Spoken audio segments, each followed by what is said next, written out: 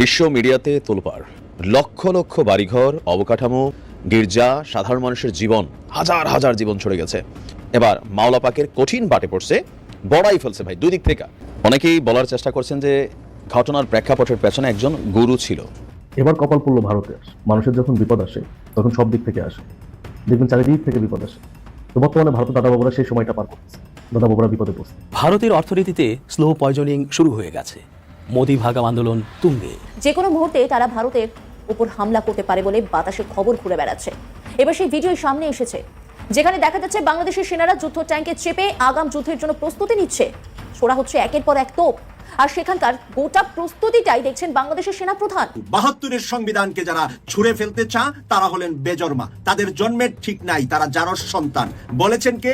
আমাদের পাপিয়া আপার জামাই হারুন দুলাভাই। ৭২-এর সংবিধান কার? শেখ মুজিবের। হারুন ভাই কার? জিয়াউর রহমানের। তাহলে জিয়াউর রহমানের হারুন ভাই কি করে শেখ মুজিবের সন্তান হলেন?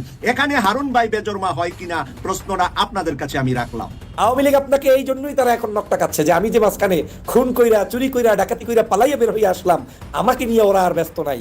আমাদেরকে প্রতিদিন প্রতি মুহূর্ত এখন আমাদের টার্গেটের বস্তু বানাতে হবে শুধু আওয়ামী লীগ আর শুধু শেখ হাসিনা। টিউলিপ সিদ্দিক এবং আমরা অধীর আগ্রহে অপেক্ষা করছি, এই জাতি অপেক্ষা করছে এই শেখেরও পতন দেখার জন্য আমরা উন্মুখ হয়ে আছি। পদত্যাগটা তাকে সরিয়ে দেওয়া উচিত ছিল, কিন্তু সরকারের জায়গা থেকে একটা প্রপার তদন্ত হয়ে খুব দ্রুত যাতে ব্যবস্থা নেওয়া হয়, কারণ ভদ্রমহিলা টিউলিপ ব্রিটেনের মতো দেশে এই ধরনের কোনো দায়িত্বে থাকতে পারেন না। বেগম জিয়া 94-এ মেজর ডালিমের ওয়াইফ, তার ক্যান্সার, তাকে বিদেশ যেতে দেয় না, এটা বিশ্বাস করতে হবে, এটা আমাদেরকে শুনতে হবে। এর চাইতে আমাদের কি খারাপ হইতে পারে? I don't understand. স্বাধীনতার পর থেকে ভারত ও বাংলাদেশ সীমান্তে এ পর্যন্ত 3টি বড় ধরনের সংঘর্ষ বা যুদ্ধ হয়। গৌরবের কথা হলো সেই 3টি সীমান্ত যুদ্ধেই বাংলাদেশের কাছে শোচনীয়ভাবে পরাজিত হয় ভারতীয় বাহিনী। কথা দিচ্ছি, ভিডিওটি দেখার পর বাংলাদেশকে নিয়ে আপনারও ৭২-এর সংবিধানকে যারা ছুঁড়ে ফেলতে তারা হলেন বেজন্মা, তাদের জন্মের ঠিক নাই, তারা জারস সন্তান। বলেছেন কে? আমাদের পাপিয়া আপার জামাই হারুন দুলাভাই। যেই হারুন দুলাভাই শেখ হাসিনার 5 বছর সংসদ সদস্য ছিলেন। সংসদে বড় বড় কথা, গরম কথা, সুন্দর কথা হারুন ভাইয়ের মুখ থেকে শুনেছিলাম, কিন্তু আজকে যখন শুনলাম এই হারুন ভাই পাপিয়া আপার সাথে থাকতে থাকতে এমন গরম হয়েছেন, এরম উত্তপ্ত হয়েছেন যে উনি বলে ফেললেন ৭২-এর সংবিধান যারা চায় না তারা হলো বেজন্মা। ৭২-এর সংবিধান কার? শেখ মুজিবের। হারুন ভাই কার? জিয়াউর রহমানের। তাহলে জিয়াউর রহমানের হারুন ভাই কি করে শেখ মুজিবের সন্তান হলেন?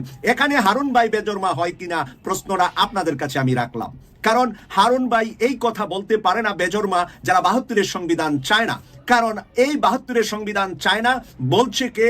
আমাদের সকলের প্রিয়, সকলের পছন্দের মিডিয়া ব্যক্তিত্ব, যিনি নাকি এই সংগ্রাম আন্দোলনকে এগিয়ে নিয়েছেন, তিনি হলেন ডাক্তার পিনাকি ভট্টাচার্য। ডাক্তার পিনাকি ভট্টাচার্যকে বেজন্মা বলা হলো কি হলো না যে ৭২-এর সংবিধানকে যারা অস্বীকার করে তারা বেজন্মা? তাহলে সাংবাদিক ইলিয়াস হোসেন ভাই কি বেজন্মা?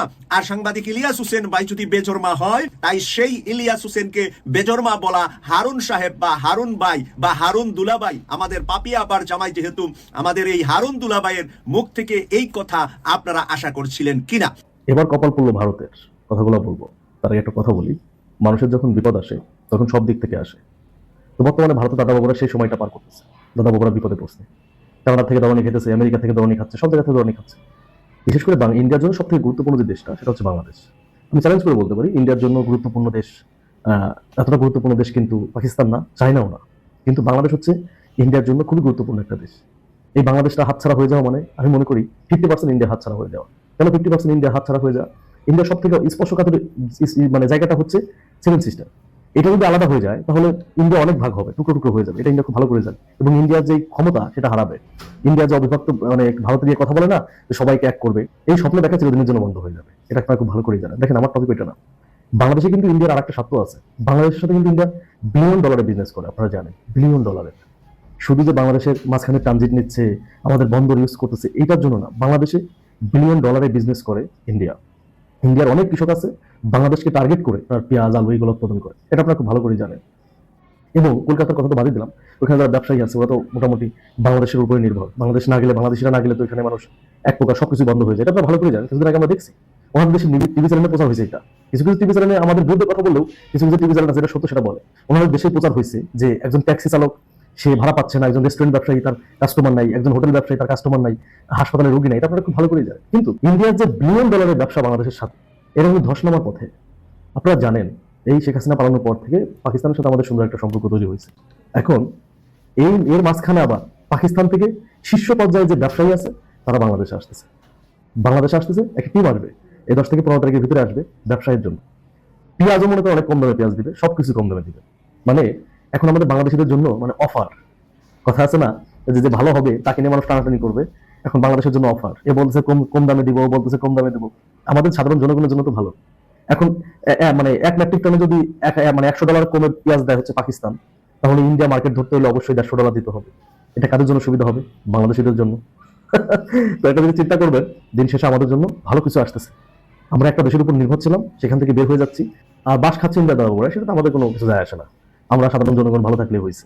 এতদিন আমাদেরকে চুষে খাইছে, এখন একটু তারা ক্ষয় হোক নাকি? আমরা দেখি, দেখতে ভালো লাগে, দাদা বাবুদের কান্নাকাটি দেখলে একটু ভালোই লাগে। এখনো প্রতিনিধি দল যদি বাংলাদেশে আসে, হয়তো বাংলাদেশের সাথে একটা চুক্তি করবে, ব্যবসায়িক চুক্তি, সেটা বাংলাদেশের জন্য অনেক ভালো কিছু বয়ে আনবে আশা করি। টাকার কাছে কি কি বিক্রি হতে পারে? কালের কণ্ঠের প্রতিষ্ঠা বার্ষিকীতে বাংলাদেশের সাংবাদিকতার কিংবদন্তি তুল্য প্রবাদ পুরুষ শফিক রেহমানের একটা বক্তব্য এবং কালের কণ্ঠ বা ইস্ট ওয়েস্ট মিডিয়া গ্রুপের মালিক বসুন্ধরা গ্রুপের চেয়ারম্যান আহমেদ আকবর সোবহানের সাথে তার বেশ কিছু অন্তরঙ্গ হাস্যোজ্জ্বল ছবি আমাদেরকে আরও একবার এই প্রশ্নের মুখোমুখি দাঁড় করিয়েছে। আহমেদ আকবর সোবহান বসুন্ধরা গ্রুপের চেয়ারম্যান, শেখ হাসিনার স্বৈরাচারী শাসনের অন্যতম সহযোগী, অন্যতম দোসর। তিনি এখন একজন পরিশুদ্ধ জুলাই বিপ্লবের সহযোগী হিসেবে আমাদের সামনে আবির্ভূত হচ্ছেন এবং তাকে আমাদের সামনে প্রতিষ্ঠা করছেন শফিক রেহমানের মতো গণতন্ত্রের পক্ষে লড়াই করা কিংবদন্তি তুল্য বাংলাদেশের একজন সাংবাদিক। আমাদেরকে আরেকটু পেছনেও ফিরে যেতে হবে।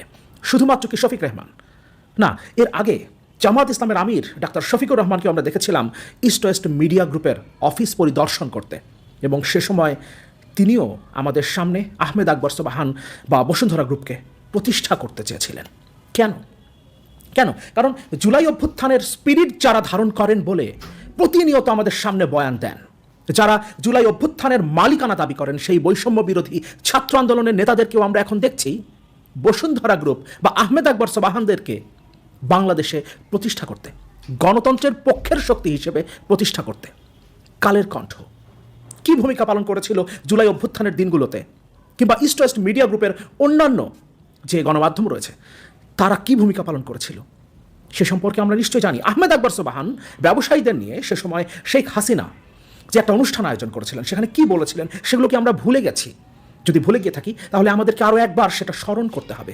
যারা বাংলাদেশের নতুন মালিকানার দাবি করছেন তারা যেভাবে বলছেন শিবির তাদের মূল সহযোগী ছিল, সেই শিবিরকে নিয়ে, সেই জামাতকে নিয়ে তার মন্তব্য কী ছিল সেগুলো আমাদেরকে আরও একবার স্মরণ করা দরকার। কিন্তু সেই জামাত ইসলামের আমির চলে যাচ্ছেন ইস্ট ওয়েস্ট মিডিয়া গ্রুপের অফিস পরিদর্শন করতে।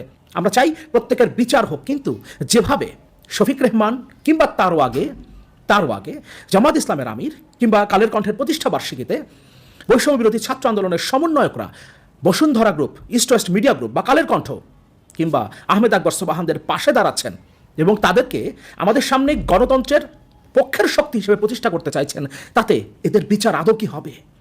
শেখ হাসিনার এই দোসরদের বিচার আদৌ কি হবে? শফিক রেহমান বলেছেন এই অনুষ্ঠানেই, তিনি তার বক্তব্যে বলেছেন এই অভ্যুত্থানের কারণেই, জুলাই অভ্যুত্থানের কারণে তিনি ফিরতে পেরেছেন। আমরা একটু দেখতে চাই আহমেদ আকবর সোবহান শেখ হাসিনা ব্যবসায়ীদের নিয়ে জুলাই অভ্যুত্থান চলাকালে যে অনুষ্ঠান আয়োজন করেছিলেন সেখানে কি বলেছিলেন, কিভাবে দ্ব্যর্থহীন কণ্ঠে তিনি শেখ হাসিনাকে সমর্থনের ঘোষণা দিয়েছিলেন, জুলাই অভ্যুত্থানের বিরুদ্ধে দাঁড়িয়েছিলেন এবং যারা এই অভ্যুত্থানে অংশ নিচ্ছে তাদেরকে জামাত শিবির বলে তাদের বিরুদ্ধে যে কোনো ব্যবস্থা নেওয়ার জন্য শেখ হাসিনার প্রতি আহ্বান জানিয়েছিলেন। সেই আহমেদ আকবর সোবহান তিনি কি বলেছিলেন ডিটেল দেখা দরকার। কাদের পাশে? বৈষম্য বিরোধী ছাত্র আন্দোলনের সমন্বয়করা, জামাত ইসলামের আমির, জামাত শিবিরের প্রেসিডেন্ট সেক্রেটারি এবং শেষ পর্যন্ত শফিক রেহমান কার পাশে দাঁড়াচ্ছেন তার বক্তব্যটা আমরা একটু দেখি। আহমেদ আকবর সোবহান, তারই পত্রিকা কালের কণ্ঠে রিপোর্ট পড়ছি। আহমেদ আকবর সোবহান, প্রধানমন্ত্রীর প্রতি আস্থা আছে ব্যবসায়ীদের, এটা হেডলাইন ছিল। দেশের স্বার্থে সবাইকে ধৈর্য ধরার আহ্বান জানিয়েছেন বসুন্ধরা গ্রুপের চেয়ারম্যান আহমেদ আকবর সোবহান। দেশের শীর্ষস্থানীয় এই শিল্প গ্রুপের চেয়ারম্যান বলেন, প্রধানমন্ত্রী শেখ হাসিনার নেতৃত্বের প্রতি ব্যবসায়ীদের আস্থা ও বিশ্বাস আছে। সরকার অনেক বেশি চেষ্টা করছে শিগগিরই সব কিছু স্বাভাবিক পর্যায়ে নিয়ে আসতে। বসুন্ধরা গ্রুপের চেয়ারম্যান বলেন, এদেশের উন্নয়নে আমাদের ব্যবসায়ী ভাইদের ভূমিকা অনস্বীকার্য। আমি নিশ্চিত যিনি সব গড়েছেন এবং যিনি আজকের বাংলাদেশকে উন্নয়নের এই পর্যায়ে এনেছেন, তার ঘুম হয় না, শেখ হাসিনার ঘুম হয় না। আমরা জানি আমাদের সবার সমস্যা আছে, আমরা সবাই সমস্যায় ক্লান্ত, কিন্তু সমস্যা থেকে উত্তরণে সবাইকে এক হতে হবে, এটাও কোনো ভালো কথা নয়। আমরা আজকে ক্ষমতায়, আমাদের পণ্য তারা ছিঁড়ে ফেলে দেয়, আমরা প্রতিহত করি না। আহমেদ আকবর সোবহান বলেন, আমি মনে করি বিএনপি জামাত আগেও অনেক কিছু করেছে, জানি না তাদের কতদূর বিচার হয়েছে। তাদের বিচার হলে আজ এই সাহস পেত না, তাদের বিচারের আওতায় আনলে এমন হতো না। আমি নিশ্চিত আইন শৃঙ্খলা রক্ষা বাহিনী এবং গোয়েন্দা সংস্থা সবাই জানেন কারা এর সঙ্গে জড়িত। তিনি বলেন, সরকারি খাতের চেয়ে অনেক বেশি কর্মসংস্থান সৃষ্টি করছে আমাদের বেসরকারি খাত, বেসরকারি খাতের অবদানকে অস্বীকার করতে পারবে না।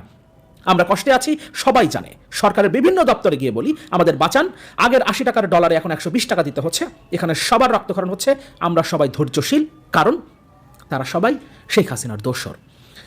আমরা জানি আমাদের সামনে উন্নয়ন আর উন্নয়ন, যে ক্ষতি তারা করেছে, হয়তো আমাদের 5 থেকে 7 দিন আগে কারফিউ দেওয়া উচিত ছিল। কারফিউ আগে দেওয়া হলে ভালো হতো। প্রধানমন্ত্রী কোনোদিন চান না শক্ত অবস্থানে যাবেন, তিনি বাধ্য হয়ে গেছেন। আমরা ব্যবসায়ীরা যেন অধৈর্য না হই, আমাদের সবাইকে ধৈর্য ধারণ করতে হবে। আজ থেকে 14 বছর আগে আমি সহ আমরা কোথায় ছিলাম, আজকে কোথায় এসেছি। সবাই এখন বড় ব্যবসায়ী, সবাই চিন্তা করেন 14 বছর আগে কোথায় ছিলাম আর আজ আমরা কোথায় এসেছি। এখন 7 দিন 15 দিন 1 মাস ব্যবসা বন্ধ থাকলেও কিছু হবে না, কিন্তু আমাদের এই সন্ত্রাসী ও জঙ্গি বাহিনী ধ্বংস করতে হবে। আমাদের এই সন্ত্রাসী ও জঙ্গি বাহিনী ধ্বংস করতে হবে, অর্থাৎ জুলাই অভ্যুত্থানে যারা জীবন দিচ্ছেন, যারা লড়াই করছেন, তাদেরকে আহমেদ আকবর সোবহান সন্ত্রাসী এবং জঙ্গি বাহিনী হিসেবে উল্লেখ করেছেন তার বক্তব্যে। শেখ হাসিনার সামনে, পৃথিবীর ইতিহাসের নিকৃষ্টতম স্বৈরাচার রক্ত পিপাসু শেখ হাসিনার সামনে জুলাই অভ্যুত্থানের শহীদদের, জুলাই অভ্যুত্থানে যারা অংশ নিয়েছেন, যারা আহত হয়েছেন, তাদেরকে সন্ত্রাসী এবং জঙ্গি বাহিনী হিসেবে তিনি উল্লেখ করছেন। এজন্য আমাদের ঐক্যবদ্ধ হতে হবে, অন্যথায় আমরা ব্যবসায়ী হিসেবে থাকতে পারবো না। তাদের টার্গেট বড় বড় ব্যবসায়ীকে ধ্বংস করা, স্থাপনা ধ্বংস করা, মেট্রো রেল ও পদ্মা সেতু নষ্ট করা, গত 15 বছরে যত অর্জন, সব অর্জন ধ্বংস করে দাও, কিন্তু কোনো লাভ হবে না। আজ শুধু প্রধানমন্ত্রী শেখ হাসিনা একা নন, তার সঙ্গে 20 কোটি মানুষ আছে, আমাদের 40 কোটি হাত আছে। যা কিছু ক্ষয়ক্ষতি করুক, আমরা প্রধানমন্ত্রীর নেতৃত্বে এগিয়ে যাব, কোনো শক্তি আমাদের ক্ষতি করতে পারবে না। তিনি বলেন, জ্যেষ্ঠ ব্যবসায়ী হিসেবে আহ্বান করি, আমরা কেউ যেন ধৈর্য না হারাই, আমাদের ধৈর্য ধারণ করতে হবে। বিদেশের কোনো ব্যবসায়ী এখান থেকে পণ্য নেওয়া বন্ধ করতে পারবেন না। আমরা যত সস্তায় রপ্তানি করি, দুনিয়ার কোনো দেশ এত সস্তায় রপ্তানি করে না, সুতরাং ভয়ের কোনো কারণ নেই। আমি বিশ্বাস করি ইন্টারনেটের কারণে আমাদের মতো, আমারও, আপনাদের মতো আমারও ক্ষতি হচ্ছে, সবার অসুবিধা। এটা সহজভাবে নেই, এটা কঠিনভাবে নিলে আমাদের শত্রুরা মনে করবে, অর্থাৎ জুলাই অভ্যুত্থান যারা করছে, শেখ হাসিনার বিরুদ্ধে যারা লড়াই করছে, সে সময় যারা জীবন দিচ্ছে, তারা তাদের শত্রু, আহমেদ আকবর সোবহানের শত্রু।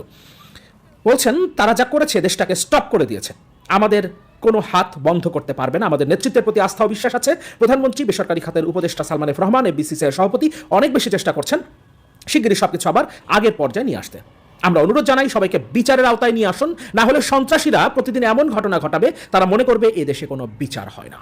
জুলাই অভ্যুত্থানের শহীদদের, জুলাই অভ্যুত্থানে যারা আহত হয়েছেন, জুলাই অভ্যুত্থানে যারা অংশ নিয়েছেন, যারা জীবন দেবার জন্য প্রস্তুত ছিলেন, সারা দেশের মানুষ যেখানে শেখ হাসিনার বিরুদ্ধে লড়াই করছেন, গণ অভ্যুত্থানে অংশ নিচ্ছেন, সেখানে আহমেদ আকবর সোবহান তাদেরকে বিচারের আওতায় আনার কথা বলছেন, তাদেরকে সন্ত্রাসী বলছেন, তাদেরকে জঙ্গি বলছেন। সেই আহমেদ আকবর সোবহানের সাফাই গাইছেন জামাত ইসলামের আমির ডাক্তার শফিকুর রহমান, এরপর শফিক রেহমান তার পাশে এসে দাঁড়িয়েছেন, তাদের পক্ষে কথা বলছেন, এবং আব্দুল হান্নান মাসুদ, বৈষম্যবিরোধী ছাত্র আন্দোলনের অন্যতম সমন্বয়ক, যারা এখন বাংলাদেশের মালিক, নিজেদের মালিকানা যারা দাবি করেন বাংলাদেশের, তারা তাদের পক্ষে কথা বলছেন জুলাই অভ্যুত্থানে নাকি এই east West media group, Kaler Kantho এবং তাদের মালিক পক্ষ আহমেদ আকবর সোবহান বা বসুন্ধরা গ্রুপ অভ্যুত্থানের পক্ষেই ছিলেন। সুতরাং আমাদেরকে মাথায় রাখতে হবে, কারা আসলে এই অভ্যুত্থানকে বিক্রি করছে, সেটা আমাদেরকে মাথায় রাখতে হবে। আমাদেরকে পড়ার চেষ্টা করতে হবে। আর সবচেয়ে বড় প্রশ্ন, টাকার কাছে কি